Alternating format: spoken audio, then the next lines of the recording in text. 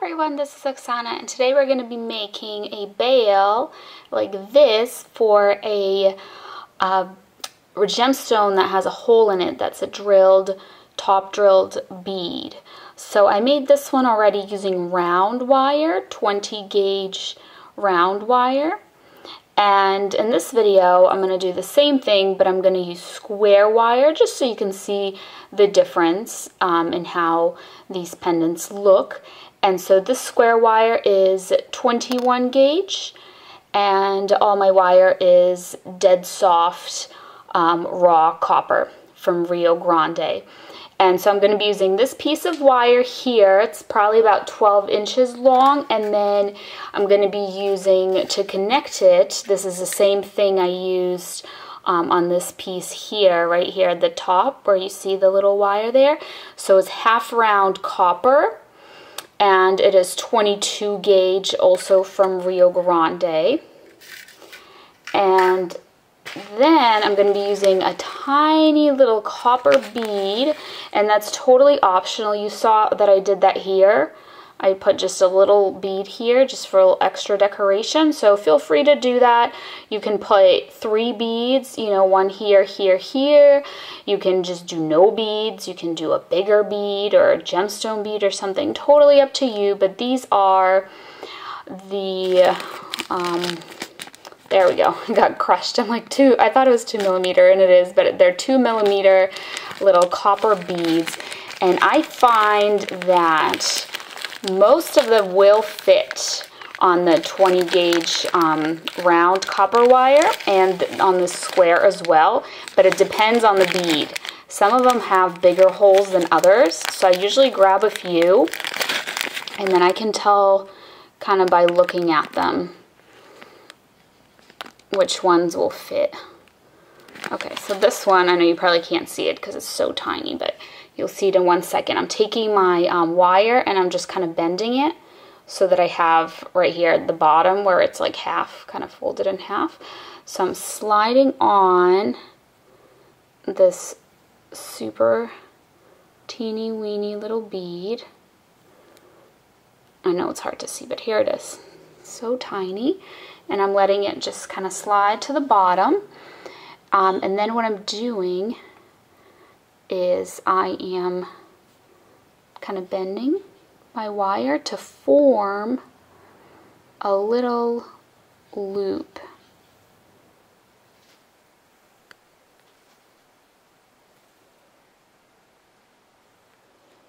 And here's my pendant bead.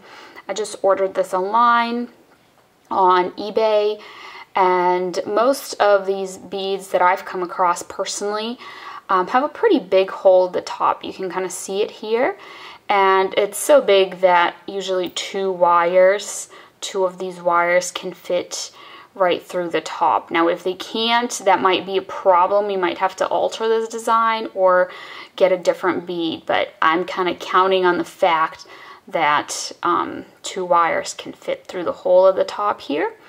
So what I'm going to do now is I'm going to make 2 more loops. So I'm going to start with the rightmost wire, and I just really like doing this by hand, but feel free to use maybe like some round nose pliers if you want to kind of bend it around the pliers. But I just get better control when I do it by hand, but it is harder to make the loops identical when you do it by hand. Or if you have a jig, I've never used one, but I know people make loops on that. And so here we go. I'm just gonna line these 2 wires up. Here's my little flower, I guess, is maybe what you call it. So I'm gonna take my half round wire now,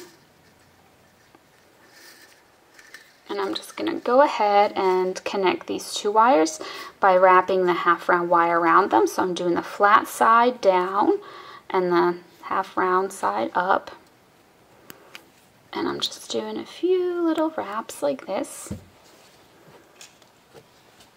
And then I am trimming such that the little end is here on the back. So this is the front. And then this is the back. Although, I mean, it's pretty much, you can do it either way. It looks the same from the front and the back, but you just pick one and designate it as the back. And make sure both of your little ends end up on the back. And then just press them down with your pliers and just squish it down like this. So then you have the back with the ends of your wire, and then the front, just like nicer looking with no wire ends. So what we're going to do now is I'm going to hold this with my pliers, kind of right here at the top. I'm going to go ahead and I'm going to start creating a bend in my wires for the bail. Now you can, again, use like a pencil, or there's various tools. There's like bail making pliers even for you to bend around, but just like doing things by hand. So I bent it in the shape of a bail. And now, where is my bead? And now I'm going to take my bead. So this is the front of my bead, and this is the pendant bail thing that I've been making. So I'm going to hold it like this. This is the front of my bead, so I'm putting it through the back, if I can manage to do that here. There we go. So I'm pushing it through. Make sure that you don't misalign these two wires, so they don't, you know, one doesn't become like taller than the other. Make sure they stay the same and you push like both of them equally.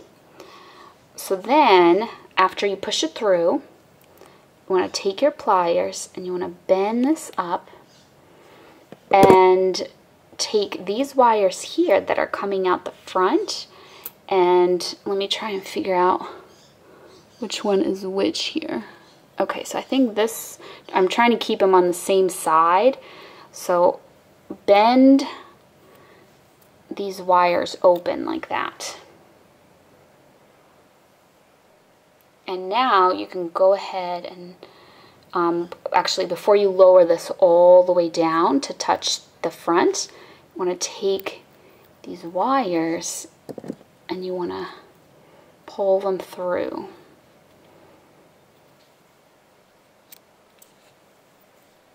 And this one too.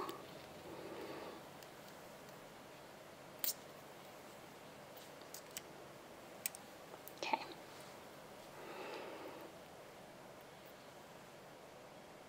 And so it looks like this, and now I'm going to go ahead and lower it down. There we go.